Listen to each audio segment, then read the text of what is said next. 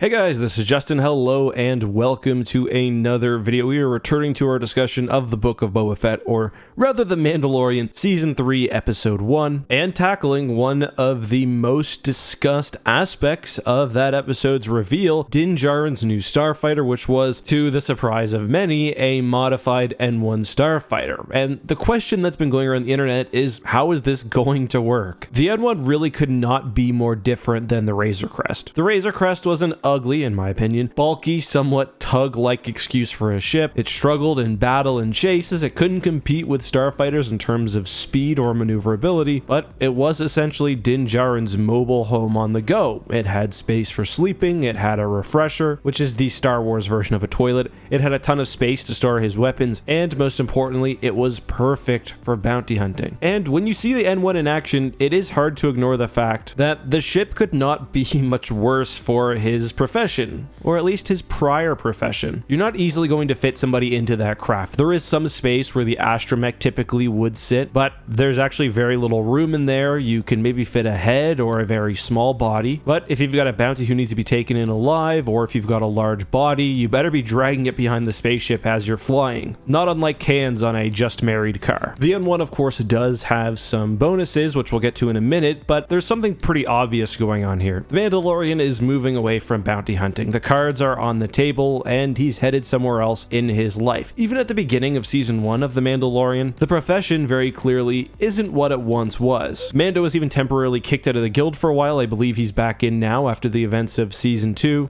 But he's clearly moved on personally at the very least. What the Mandalorian will do for money, I'm not sure. Not to say that he'll never do odd jobs. I mean, it's the Mandalorian, that's almost certainly going to happen. But we see even in the most recent episode of the Book of Boba Fett that the Mandalorian doesn't even take the money associated with the bounty. He's got a much greater purpose now that is securing the best life for his child, and more broadly, trying to find out what should happen with the Mandalorians as a whole and with himself now that he has the Darksaber. I think even taking the ship is some acknowledgement that he's moving somewhere else in his life. When he went to Tatooine, he wanted to take the Razor Crest, and if you look in the background of a ton of scenes, you'll actually see a bunch of the ship types flying around, but he's taken the ship, and he's also now working with Boba Fett, again for free, probably because he knows he needs to find a new direction. So yeah, the discussion of why the N1 is not right for bounty hunting is spot on. The N1 is not right. You definitely want a much larger ship, especially if you're a bounty hunter who roams across the galaxy without a home base. Again, the thing doesn't have a bathroom, it doesn't have beds, it's not going to be appropriate for the Mandalorian alone, much less the Mandalorian and a guest like Grogu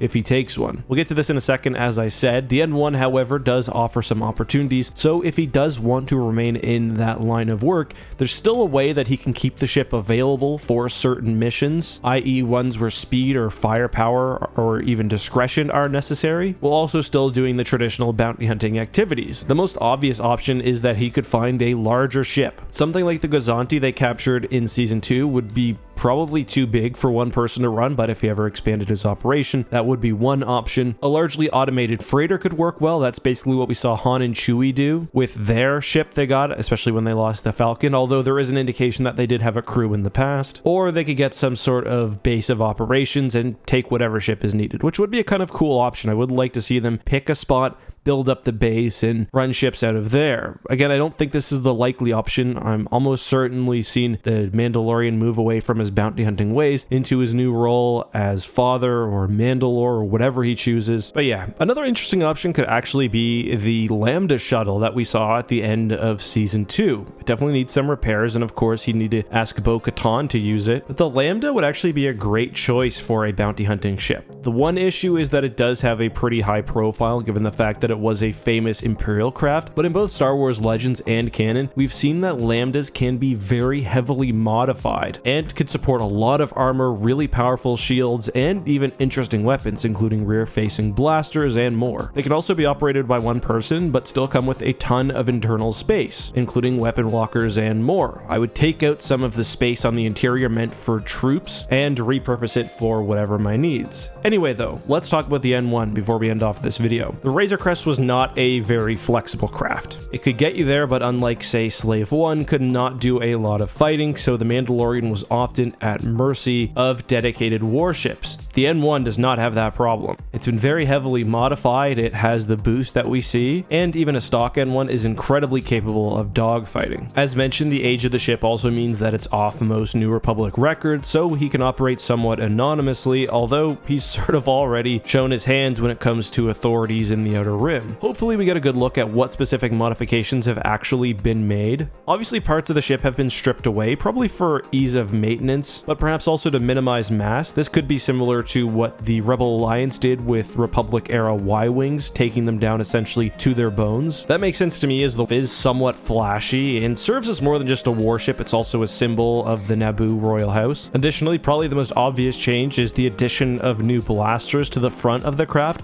I'm not sure if these are meant to be more powerful or simply a replacement for parts that didn't work, but I also wonder whether Din is going to run any torpedoes. Note that these front apertures were for lasers. The torpedo launcher is actually on the bottom of the ship, torpedoes and missiles, whatever else anyway. If he wants to run light, he may choose to go without, and that may even be a good choice. This N1 clearly seems designed for a speed. Both Din Djarin and Peli Motto specifically look for aftermarket parts which can be made to work with the N1 that greatly boosts speed. It's very possible that this redistribution of power across the ship means that certain aspects like shielding or weaponry are much less potent than they would otherwise be. Alright, and that's pretty much all I have for today. That's my thoughts on the Mandalorian's new Starfighter, whether it fits and what it will excel at. Before we leave though, I do want to answer a question that I've seen probably 100+ times, and if you guys want, I'll cover it more in a video, although I don't think that's necessary, and that's whether the Mandalorian armor is a hypocrite. She says specifically that Beskar should not be used as a weapon, and thus should be used in armor or shielding, yet she also used Beskar to make whistling birds and other tools. The missing detail there is that Beskar is not supposed to be made into a weapon which can harm Mandalorians, specifically a weapon